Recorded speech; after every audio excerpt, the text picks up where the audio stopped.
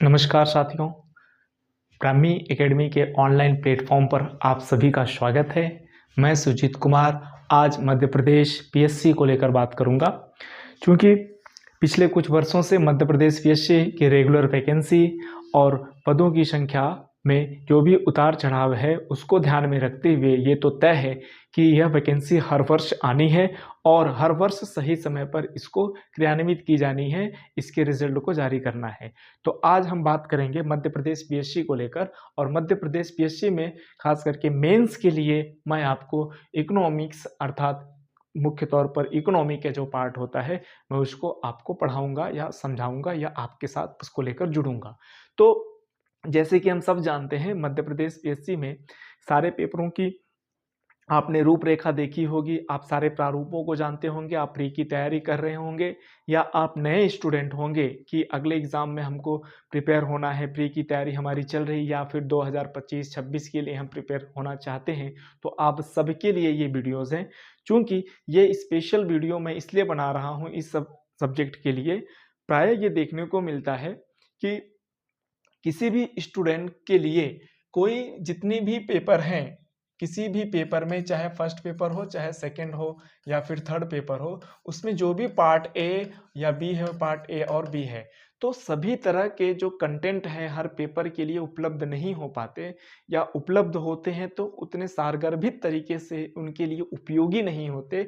इन संदर्भों में आवश्यकता पड़ी विभिन्न प्रकार के विद्यार्थियों ने इस प्रकार से जो उनकी चुनौतियाँ थी उसको उन्होंने कहा बताया हमें कि सर इस प्रकार से हमें चुनौतियों का सामना करना पड़ता है किसी भी संस्थान में या किसी भी प्लेटफॉर्म से। यदि हम फुल कोर्स खरीदते हैं या पूरी तरह से एडमिशन ले लेते हैं तो 2-3 पेपर या उसके पार्ट में ही अच्छी पढ़ाई होती है, 2 या 3 पार्ट या पेपर्स में हमें तकलीफ या चुनौतियों का सामना करना पड़ता है।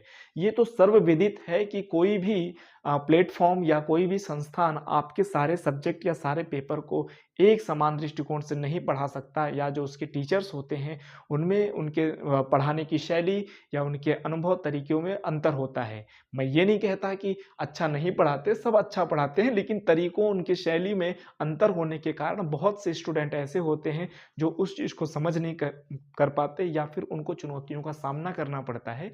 तो इसी को ध्यान में रखकर ब्राह्मी एकेडमी के माध्यम से मैं आप लोगों को पेपर बाय पेपर और उसके पार्ट के हिसाब से व्याख्या करूंगा सभी प्रकार के। तो इससे आपको ये आसानी होगी कि यदि आपको फुल कोर्स का ज्वाइन करना है तो आप फुल कोर्स ज्वाइन कर सकते हैं या किसी पेपर को स्पेशली अगर आपको पढ़ना है तो पेपर को पढ़ सकते हैं। ये आपके लिए है, आपकी स्वतंत्रता के आधार पर है, आपके लिए पढ़ाई के आधार पर है। ऐसा नहीं है कि फुल कोर्स ज्वाइन करना पड़ेगा और आपको सारे के सारे पैसे खर्च करने पड़ेंगे, है ना।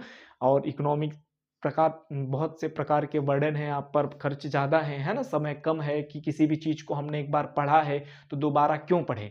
मैं ऐसा महसूस करता हूं कि मेंस के लिए बहुत सारे बच्चों ने ऑफलाइन या ऑनलाइन चीज़ों को पढ़ा होगा, लेकिन फिर भी उनके साथ बहुत सारे पेपर में ये दुविधाएं हमेशा बनी रहती हैं। क्योंकि होता क्या है कि प्री के बाद यदि आप मेंस पढ़ते हैं तो स्वाभाविक है कि आप क्रैश कोर्स के रूप में या तेजी से पढ़ने का प्रयास करते हैं और सामने वाला भी तेजी से पढ़ाने का प्रयास करता है। तो हो सकता है कि अनुभव की कमी हो या तो आपके पास समय की कमी हो, तो उस चक्कर में क्या होता है कि दोनों में बैलेंस नहीं बैठता। टीचर कुछ और पढ़ा रहा है, आप कुछ और समझ रहे हैं, तो आपके ना तो प्रॉपर नोट्स तैयार होते हैं और ना तो प्रॉपर कंटेंट होते हैं, ना तो आप आंसर राइटिंग कर पाते हो उस कंटेंट से, या परीक्षाओं में जो क्वेश्चन आते हैं उससे किसी भी प्रकार से मेल नहीं खाते। तो इन सब को ध्यान में रखते हुए मैं अपने पूरे अनुभव के साथ विगत कुछ वर्षों से 8 से 10 वर्ष हो गए मुझे इकोनॉमी पढ़ाते हुए, तो उस अनुभव को मैं आपके साथ मध्य प्रदेश के इस पेपर 3 के पार्ट ए में मैं आपसे इस बात को शेयर करूंगा। और ध्यान रखिएगा कि ये इस पेपर में कुल कितनी यूनिट है, कुल 5 यूनिट है और पांचों यूनिट को हम सिस्टमैटिक ढंग से आज सिलेबस पर चर्चा करने वाले हैं और उसके पश्चात हम एक एक पॉइंट्स को पूरी सिस्टमैटिक ढंग से हम एक एक पॉइंट्स को सीखेंगे, पढ़ेंगे। तो आज हम स्टार्ट करते हैं इकोनॉमिक्स के पेपर 3rd पार्ट ए को। ठीक है, तो हम पहले सिलेबस पर आते हैं सीधे तौर पर। ज़्यादा समय नहीं लेंगे क्योंकि मध्य प्रदेश पीएससी से जुड़े हुए हर स्टूडेंट को ABCD पता होता है। स्पेशली अगर हम मेंस की बात कर रहे हैं, है ना, उसके प्रारूप की बात कर रहे हैं, उसकी इकाइयों के मध्य आने वाले टॉपिक्स की बात कर रहे हैं, तो हमें इस पे बहुत ज़्यादा समय लेने की ज़रूरत नहीं है क्योंकि आप सब जानते हो। इसमें हम ये देखेंगे, जब हम आपको ये यूनिट पढ़ाएंगे, इस पेपर की बात करेंगे, तो मुख्य तौर पर हम आपको 2-4 चीज़ें हम बता दें यहाँ, ठीक है।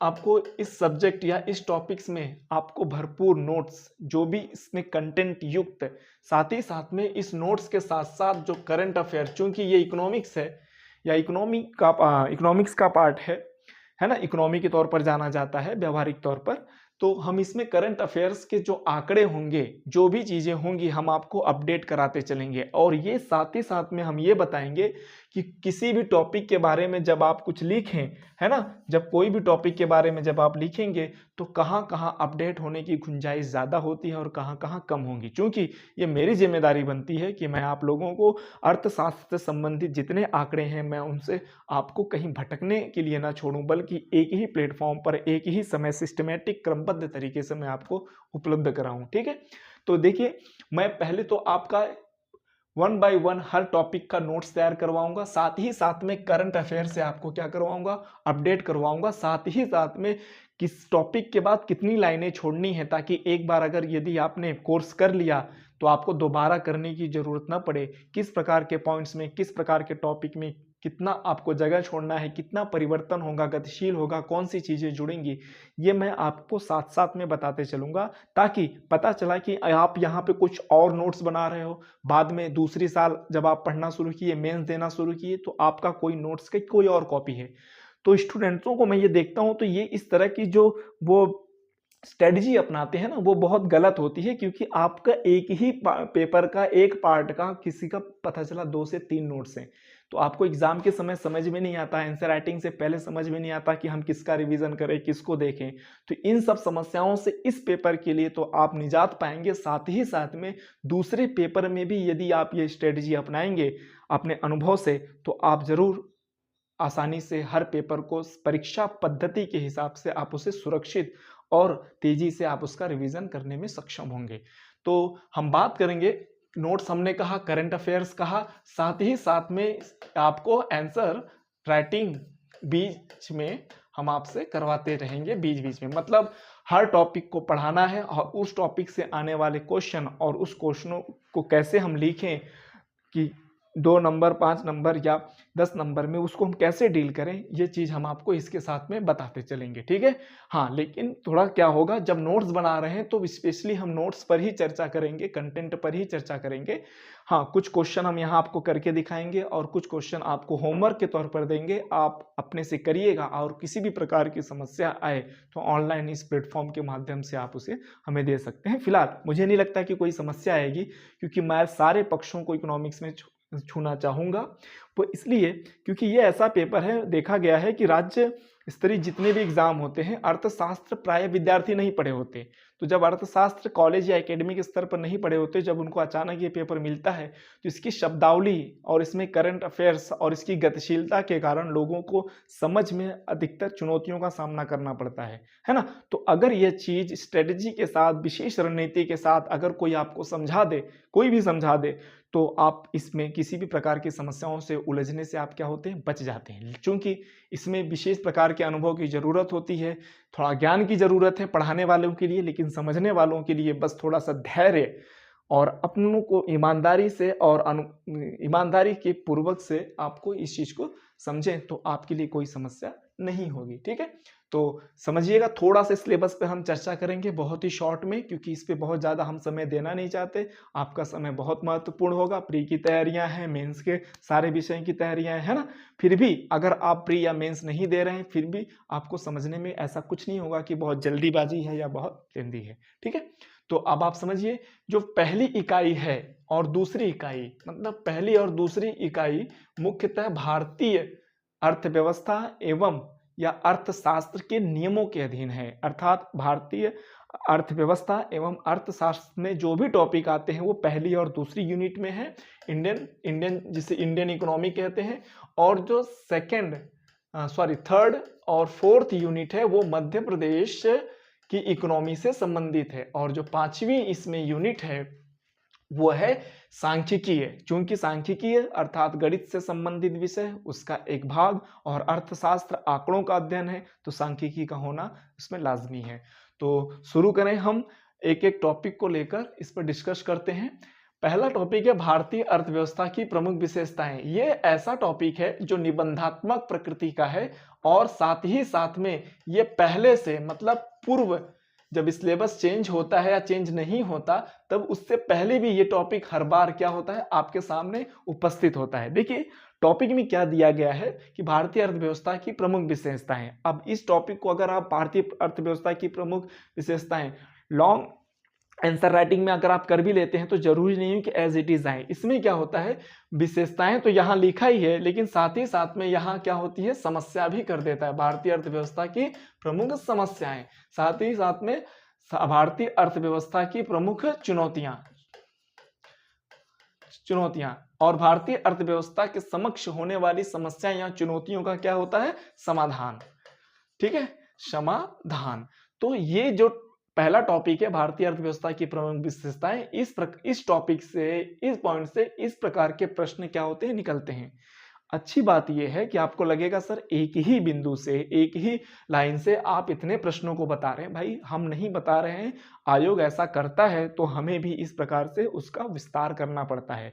और अच्छी बात क्या है कि आपको इसमें 5 प्रकार के कंटेंट पढ़ने की आवश्यकता नहीं पड़ेगी, बल्कि 1 या 2 प्रकार के कंटेंट ही अगर आप पढ़ेंगे तो इस प्रकार से आने वाले सभी प्रश्नों को आप क्या करेंगे, हल कर लेंगे।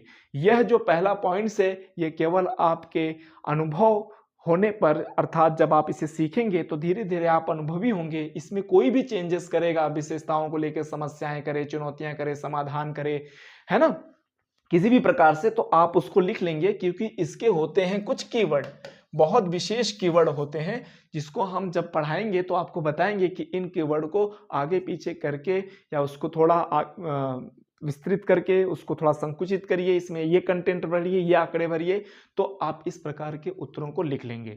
यही इस पेपर की सबसे खास बात यह है कि कुछ कीवर्डों को आपको टॉपिक के हिसाब से तैयार रखना है, और उससे आने वाले प्रश्नों में आपको उलझना नहीं है, बल्कि करंट अफेयर से अपडेट करके आपको लिख देना है। इसमें कोई भी गलतियां नहीं होती।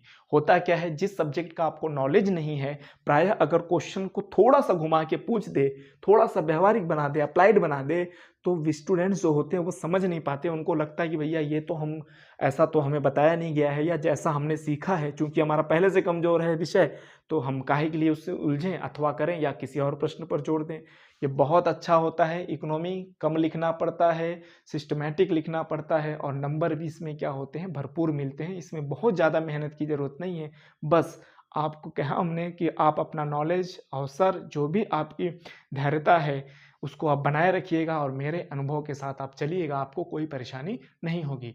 फिर है विकसित भारत 2047, ये नया जुड़ा हुआ पॉइंट से, क्योंकि विकसित भारत 2047 ये पॉइंट से निबंधात्मक प्रवृत्ति का ये भी पॉइंट से इसकी प्रकृति है, लेकिन इससे सामान्य तौर पर विकसित भारत क्या है, विकसित भारत 2047 क्यों, है ना, कि इतने सालों के बाद भारत क्या हो जाएगा, विकसित हो जाएगा। तो कौन कौन से विकसित भारत 2047 में अगर हम बनेंगे तो कौन कौन से आयाम होंगे, कौन कौन सी इसकी विशेषताएं होंगी, कौन सी चुनौतियां भी आएंगी, और उन चुनौतियों को सरकार के द्वारा या लोगों के द्वारा कैसे उसका समाधान निकाला जाएगा, यहां से ये प्रश्न आने की उम्मीद होती है। देखिए आपको किसी भी पॉइंट से ना कुछ भी चीजें छोड़ेंगे नहीं, हम आपको एक प्रॉपर नोट्स देंगे हर पॉइंट्स का, और उससे आने वाले प्रश्नों को हम ये भी बता देंगे कि इससे यही प्रश्न आ सकते हैं या आते हैं। ठीक है, आप जब नोट्स पढ़िएगा, क्लास लेक्चर अटेंड करिएगा, तो आपको बहुत बेहतर समझ में आएगा कि नहीं, ऐसा इकोनॉमी इस तरह से तो हमने पढ़ा नहीं था, और जब नहीं पढ़ा था इसीलिए तो हम क्या थे, डरते थे। ठीक है, तो डरना बिल्कुल नहीं है।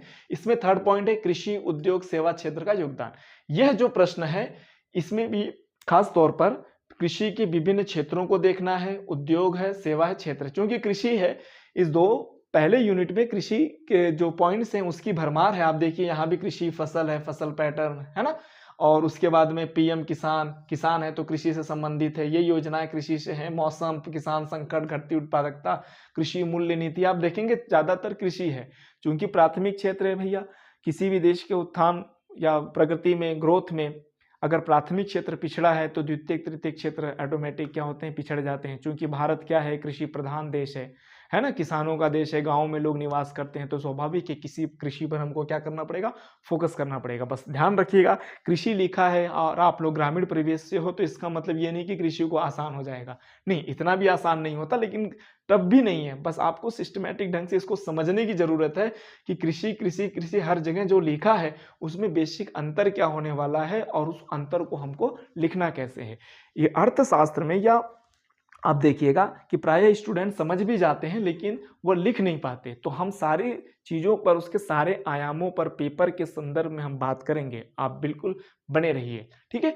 तो उसके बाद आता है कृषि उद्योग सेवा क्षेत्र, क्योंकि ये प्राथमिक द्वितीयक तृतीयक क्षेत्र की बात कर रहा है और यहाँ पर खास करके हम किसकी बात करेंगे, जीडीपी के योगदान की, है ना, रोजगार की, इन क्षेत्रों में रोजगार कैसे है, कितना निर्यात होता है, किसका कितना हिस्सा है, इन सारे कौन कौन सी योजनाएं हैं, कौन कौन से संदर्भ दिए जाते हैं, एक दूसरे पर कैसे ये डिपेंड हैं, ये सारे सब्जेक्ट पर, सारे आयामों पर हम चर्चा करने वाले हैं और प्रश्न भी यहीं से आते हैं, ठीक।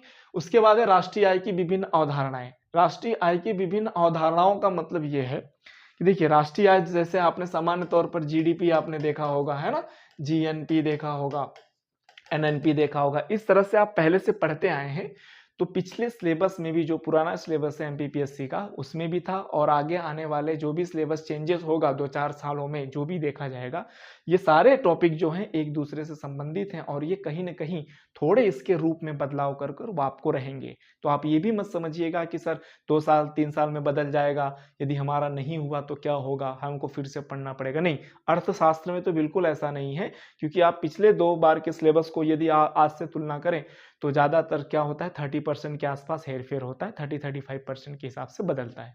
तो आपको बिल्कुल घबराने की जरूरत नहीं है, जो नोट्स होगा आपका एक ही बार होगा और एक बार जब यहाँ पढ़ लेंगे तो आपको पढ़ने की आवश्यकता नहीं है। मैं ऐसा समझता हूँ, मेरा अनुभव है अन्य विद्यार्थियों के माध्यम से, तो एक ही बार पढ़ना है, अच्छे से पढ़ना है, ठीक है।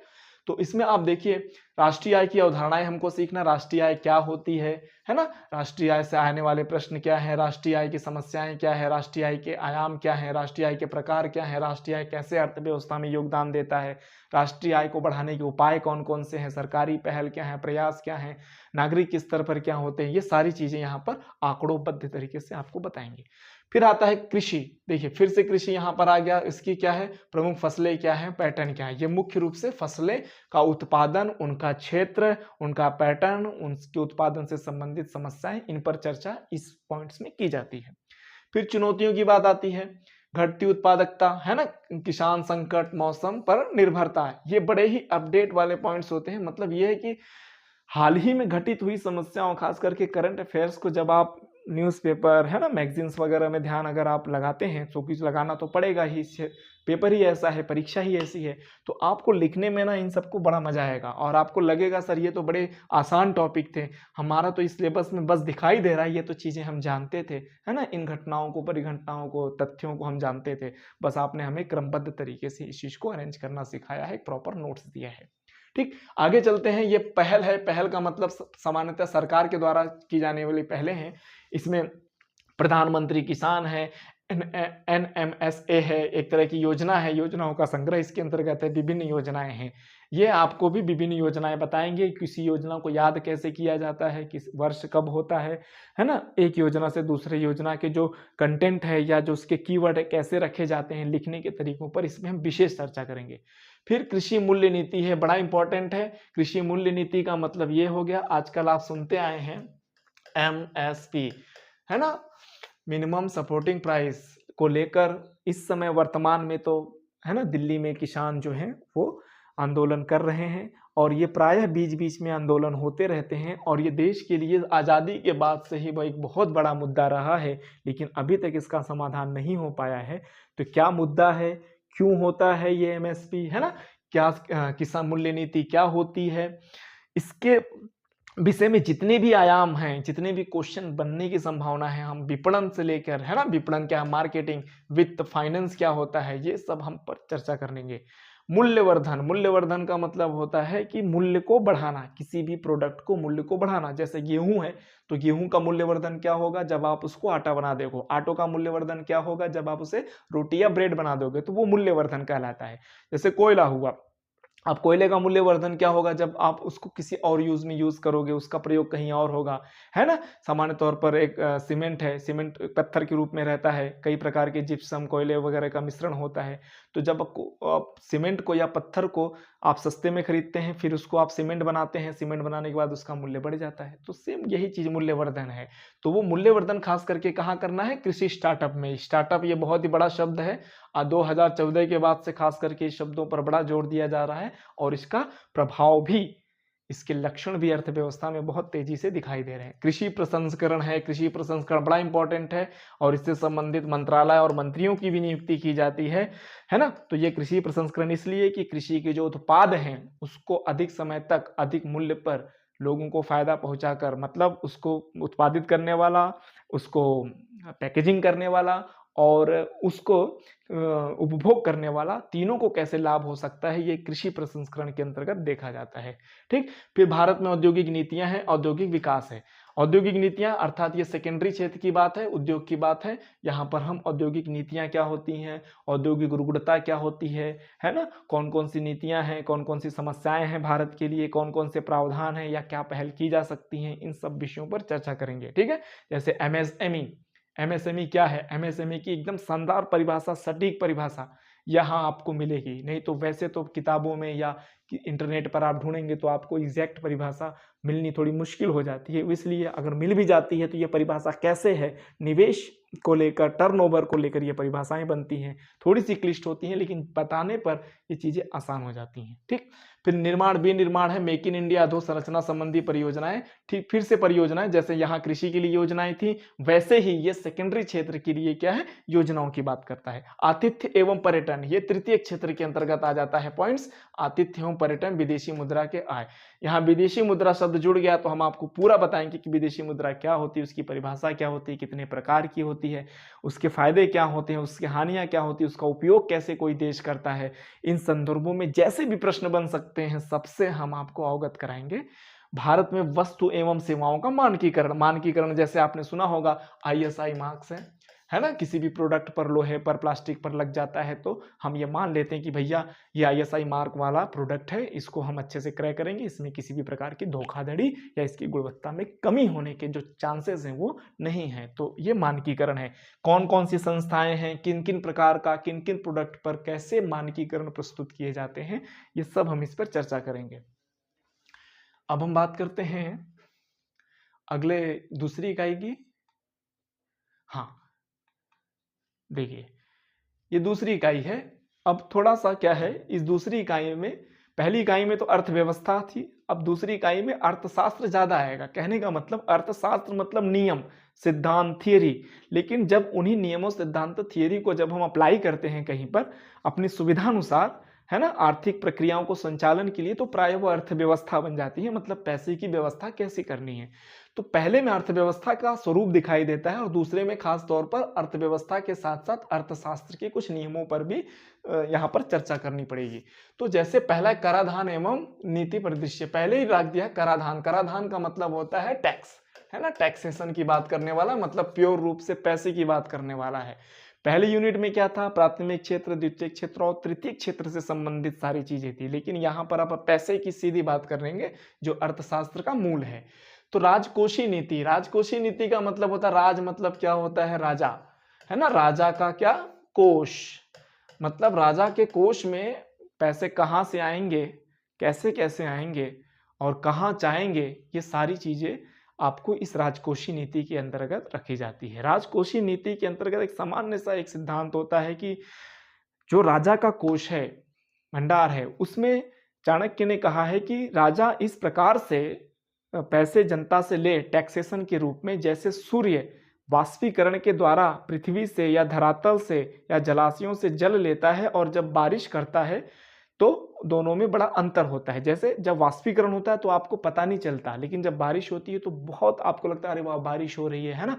तो क्या सूर्य देवता या इंद्र देवता है ना, आप प्रणाम करते हो, खुश हो जाते हो। तो वैसे ही राजा होना चाहिए, लेते समय जनता से करों को उसको पता ना चले, लेकिन जब दे वो कि भाई इस योजनाओं पे ये पहल है, लीजिए आप, है ना, ये योजना के तहत लाडली बहना हुआ, समथिंग ये सब्सिडी हुई, तो उस पर लोगों को लगे कि नहीं भैया हमको सरकार बहुत कुछ दे रही है, स्कॉलरशिप, फ्री बिजली, फ्री पानी, फ्री राशन, है ना, तमाम तरह की सुविधाएं दे रही हैं, लेकिन ले आपसे रही हैं। तो यही गुण होता है राजकोषीय नीति की। ठीक है, आगे हम इसी राजकोषीय नीति के कुछ तथ्य हैं जो कि इसको राजकोषीय नीति को पूरा करते हैं। जैसे लोक व्यय, लोक मतलब होता है पब्लिक, व्यय मतलब एक्सपेंडिचर की बात कर रहा, आगम कहाँ से पैसा आएगा, कहाँ खर्च होगा, कराधान के प्रकार, उसके लक्षण, उसके लाभ, उसके हानि, और घाटा प्रबंधन। भाई घाटा सबको होता है। देखिए जो भी पैसे लेगा और पैसे खर्च करेगा, चाहे राजा हो, चाहे एक व्यक्तिगत हो, चाहे आप समझ लीजिए आपकी आय 100 रुपए है और आप खर्च कर रहे हो कितना, 100 रुपये आपकी आय है और आप खर्च करोगे कितना, तो आपको क्या होगा, 50 रुपए का घाटा होगा। तो वैसे सरकारों को भी घाटा होता है और उस घाटे को क्या करती हैं, वो प्रबंध करती हैं। तो इस प्रबंधन पर हम बहुत विशेष चर्चा करने वाले हैं। इसी के अंतर्गत जब आपको हम बताएंगे क्या, बजट, क्योंकि बजट से इनडायरेक्टली क्वेश्चन बनते ही बनते हैं इसी के अंतर्गत। तो बजट बहुत आसान शब्दों में जितनी जरूरत है आपको उतने ही बताया जाएगा। ठीक है, मौद्रिक नीति और भारत में वित्तीय समावेशन। देखिए मौद्रिक नीति शब्द जैसे ही आएगा, ये कौन सी नीति, मौद्रिक नीति। ये कौन सी नीति, राजकोषीय, मतलब राजा, राजा मतलब आज के समय में कौन, सरकार। कहने के लिए तो लोकतंत्र में कौन होता है, जनता होती है, राजा। लेकिन ये प्रत्यक्ष अप्रत्यक्ष रूप से है, लेकिन राजा वास्तव में कौन है, कार्यभार कौन, कार्यपालिका, न्यायपालिका, विधायिका, ये सब आपने पढ़ा होगा, लेकिन असली शक्ति किसी के पास होती है, आप सब जानते हैं, वो सरकार होती है। मतलब राजकोषीय नीति सरकार तैयार करती है और मौद्रिक नीति कौन तैयार करता है, RBI, reserve bank of India. किसी भी देश का केंद्रीय बैंक जो होता है वो मौद्रिक नीति, मॉनेटरी पॉलिसी क्या करता है, तय करता है। ये हर देश में होता है। ठीक है, तो इन दोनों का आपस में सामंजस्य होना बहुत जरूरी है। टॉपिक अलग है, दोनों लाइनें अलग हैं, इसका मतलब ये नहीं कि दोनों को आपस में अंतर संबंध करके प्रश्न नहीं पूछेगा। बहुत अच्छा प्रश्न बनता है और बहुत अच्छी तरीके से हम इस चीज को समझेंगे भी कि अगर प्रश्न राजकोषीय नीति और मौद्रिक नीति में अंतर का हुआ और उसके विरोधाभासों को लेकर हुआ या सहयोगात्मक रूप में हुआ, सारे प्रकार के प्रश्न बनने की संभावना है, तो हम इन सब पर चर्चा करेंगे। ठीक है, वित्तीय समावेशन का मतलब होता है सबको वित्तीय जो सुविधाएं हैं सभी को, दूर दराज के क्षेत्र हो या फिर शहरी हो क्षेत्र हो, सबको पहुंचे, इस पर चर्चा। अनौपचारिक अर्थव्यवस्था पर नगद लेन देन का प्रभाव। चूंकि नगद लेन देन बहुत तेजी से बढ़ रहा है, कोविड-19 के पश्चात ये बहुत तेजी से बढ़ा है, तो नगद लेन देन इसलिए सिलेबस में शामिल किया गया है। और अनौपचारिक औपचारिक अर्थव्यवस्था तो ठीक है, औपचारिक में भी हम सीखेंगे कुछ पॉइंट समझ के, और अनौपचारिक में तो विशेष तौर पर। खाद्य सुरक्षा है, ये फिर से कहीं ना कहीं कृषि से जुड़ा है, लेकिन है ये राजस्व का भाग, क्योंकि खाद्य मतलब खाद्यान्न, अनाज आएगा कृषि से, तो वो तो हम पहले भी सीख लेंगे। लेकिन अब उस खाद्यान्न को उत्पादन करने के बाद कैसे उसको सुरक्षित रखा जाए, कैसे सभी आसान मूल्य पर, कम मूल्य पर सबको उपलब्ध हो, नुकसान ना हो, इन संदर्भ में यहाँ पर हम बात करते हैं। जैसे खाद्य सुरक्षा के साथ साथ लोक वितरण प्रणाली, क्या जोड़ा गया है, लोक वितरण प्रणाली। इसको हम PDS के नाम से जानते हैं। जो हर महीने 5 किलो राशन, है ना, अनाज आपको मिल रहे हैं, वो यही प्रक्रिया है, यही सिस्टम है पब्लिक डिस्ट्रीब्यूशन सिस्टम के तहत। तो ये क्या होता है, कब से प्रारंभ हुआ, है ना, इसमें क्या क्या प्रावधान है, क्या टर्म एंड कंडीशन है, किसको मिलता है, क्यों मिलता है ना, इसका क्या नुकसान है अर्थव्यवस्था पर, इसके क्या फायदे हैं, ये सारी चीजें जो प्रश्न बन सकते हैं इन पर हम चर्चा करेंगे। फिर आता है गरीबी है, बेरोजगारी है, गरीबी कितने प्रकार की होती है, गरीबी क्या है, गरीबी का आंकड़ा क्या है ना, गरीबी के आंकड़े के साथ साथ गरीबी के विभिन्न समितियां कौन सी हैं, कौन से सुधार किए गए हैं, कौन सी योजनाएं हैं। ठीक है, इन सब पर हम बात करेंगे। गरीबी कैसे बेरोजगारी से संबंधित है, बेरोजगारी कैसे गरीबी से संबंधित है, कोई गरीब बेरोजगार हो पहले होता है कि बेरोजगार पहले गरीब होता है। इन सारे प्रश्नों पर हम चर्चा करेंगे। जो भी संभावित होगा या जो पहले आ चुके हैं किसी भी आयोग में इस प्रकार के प्रश्न, उस पर हम कुछ भी नहीं छोड़ने वाले, हम सब पर चर्चा करेंगे, सारे प्रोस्पेक्ट्स पे, ठीक है। क्षेत्रीय असंतुलन ये पिछले सिलेबस में भी था, ये भी था, ये भी था, फिलहाल उस पर हम नहीं जाएंगे। क्षेत्रीय असंतुलन पर भी हम चर्चा करेंगे। ये भी एक तरह का निबंध वाला प्रश्न है, जिससे आपको निबंध में भी क्या होगी, आसानी होगी। इस प्रकार से हम इसके कॉन्सेप्ट को समझेंगे कि अर्थव्यवस्था या अर्थशास्त्र से आए हुए किसी भी टॉपिक पर आपको निबंध लिखने में यहाँ से बहुत आसानी होने वाली है, ठीक है। तो भारत में विदेशी व्यापार, मूल्य संरचना और दिशा, यहाँ व्यापार की बात है। व्यापार में बहुत अच्छा पॉइंट्स है, बहुत अच्छे टॉपिक है, इसके लेकर कुछ कॉन्सेप्ट है, उस कॉन्सेप्ट को हम बताएंगे। मूल्य संरचना और दिशा, एक एक पॉइंट जो है अपने आप में बहुत खास है, इसलिए आप बिल्कुल ऐसा मत समझिएगा कि सर संरचना क्या है, दिशा क्या है, कुछ अलग होगा, हमने अब तक नहीं पढ़ा। नहीं, ऐसा कुछ भी नहीं है, बिल्कुल इत्मीनान से। फिर ये व्यापार का ही नीचे पार्ट है, निर्यात है, आयात प्रतिस्थापन है, विदेशी पूंजी है। ये बड़े अच्छे टॉपिक हैं, बहुत अच्छे तरीके से आपको समझ में आ जाएगा। भले से इन शब्दों पर पहले आपने गौर न किया हो, आप अर्थव्यवस्था या अर्थशास्त्र के स्टूडेंट न रहे हो, या आपको लगे कि नहीं हमको ये तो रटना पड़ेगा पॉइंट्स, ऐसा कुछ भी नहीं होने वाला, सब सिस्टमेटिक होगा। अंतरराष्ट्रीय वित्तीय संस्थाएं, IMF बड़ा इंपॉर्टेंट है। ये एक तरह का अघोषित क्या है, ये अघोषित अमेरिका या फिर पूंजीवादी देशों के द्वारा अघोषित ऐसी संस्थाएं हैं जो इनडायरेक्टली आप कह लो कि ये दबाव बनाती हैं, है ना। सहायता तो करती हैं, लेकिन कहीं ना कहीं इसके पीछे राजनीतिक हथकंडे हैं वैश्विक परिदृश्य में, ठीक है। सहायता भी करती हैं और कहीं ना कहीं भाई कोई भी सहायता करेगा तो बिना मतलब का तो आपको करेगा नहीं, अवसर पाएगा आप पर, कोई ना कोई दबाव बनाएगा, अपना कुछ ना कुछ तो घाटा करेगा, लेकिन दूसरे हाथ से आपको पैसा भी देगा। तो इन संदर्भों में सब सीखने को मिलता है, क्योंकि आजकल ऐसे प्रश्न बन रहे हैं। EDB है, एशियाई डेवलपमेंट बैंक की बात करेंगे। WTO बहुत खास बात, इसको हम जोड़ेंगे किससे, कृषि से, क्योंकि आने वाले समय में इससे प्रश्न बनने की संभावना है। और वर्तमान में WTO और कृषि का जो आधार है हमारे यहाँ, जो कृषि का स्वरूप है, उसमें क्या हो रहा है, कहीं ना कहीं विरोधाभास दिखाई दे रहा है। तो इससे प्रश्न बनने की संभावना बहुत रहती है, ठीक है। इकाई 3 पे आते हैं। देखिए, एक खास बात यह है कि यदि आपने पहली इकाई और दूसरी इकाई को अच्छे से समझ लिया और थोड़ा समय भी देकर, तो आपको तीसरी और चौथी इकाई में, जो कि मध्य प्रदेश से संबंधित अर्थव्यवस्था की बात करता है, आपको कुछ भी तकलीफ नहीं होने वाली है। अच्छी बात यह है कि पहली और दूसरी इकाई में जो कॉन्सेप्ट हैं, जो अवधारणाएं हैं, जो पॉइंट्स हैं, वही मध्य प्रदेश में भी आने वाले हैं। इसलिए आपको यह बिल्कुल आभास नहीं होने दूंगा कि सर पहली और दूसरी यूनिट में जितना हमने मेहनत किया है, क्या हमको तीसरी चौथी में भी उतना करना पड़ेगा। नहीं, सारी शब्दावलियां वही होंगी। हाँ, बस मध्य प्रदेश के संबंध में तथ्य, आंकड़े, योजनाएं, है ना, इन सब चीजों में क्या हो जाएगा, थोड़ा थोड़ा बदलाव हो जाएगा। बाकी आंसर राइटिंग का तरीका, है ना, उसके कॉन्सेप्ट, उसकी परिभाषाएं, उसकी शुरुआत, उसका निष्कर्ष, उत्तर का सब कुछ वही एक ही जैसे होने वाले हैं। बस सामान्य तौर पर जो मौलिक अंतर होगा उसको हम बताते चलेंगे। इसलिए आप मध्य प्रदेश की जो भी अर्थव्यवस्था है, देखिए यहाँ पर क्या आ गया, प्रति व्यक्ति आय, राज्य घरेलू उत्पाद, वो तो हमने आपको GDP के रूप में वही समझा दिया था। बस यहाँ पर क्या होगा, आंकड़े चेंज होंगे, संदर्भ बदलेगा। आत्मनिर्भर मध्य प्रदेश, है ना, बहुत ही आसान है। और एक जिला एक उत्पाद कार्यक्रम, एक जिला एक उत्पाद कार्यक्रम क्या है, कौन से जिले का कौन सा उत्पाद है ना, इन उत्पादों के लिए कौन कौन सी योजनाएं शुरू की गई हैं प्रत्यक्ष अप्रत्यक्ष तौर पर, इनसे प्रभाव क्या पड़ रहा है रोजगार पर, क्षेत्रीय असंतुलन पर, गरीबी पर, बेरोजगारी पर, है ना, इन सब पर बात करना है। और इसको और अच्छे से बढ़ावा देने के लिए निर्यात प्रोत्साहन कैसे इसको किया जाए, इनमें आय वृद्धि का कैसे किसानों के रूप में इसको और प्रोत्साहित किया जाए, इन सब कार्यक्रमों पर ODOP के तहत हम बात करेंगे, चर्चा करेंगे। फिर आती है प्रमुख फसलें, फसल पैटर्न और जोत। कुछ भी नहीं है, ये टॉपिक आपने फर्स्ट यूनिट में पढ़ा, यहाँ भी थर्ड यूनिट में भी होगा, बस संदर्भ बदल जाएगा मध्य प्रदेश के संदर्भ में। खाद्य सुरक्षा, यह आपने ऊपर भी पढ़ा है, यहाँ भी पढ़ेंगे।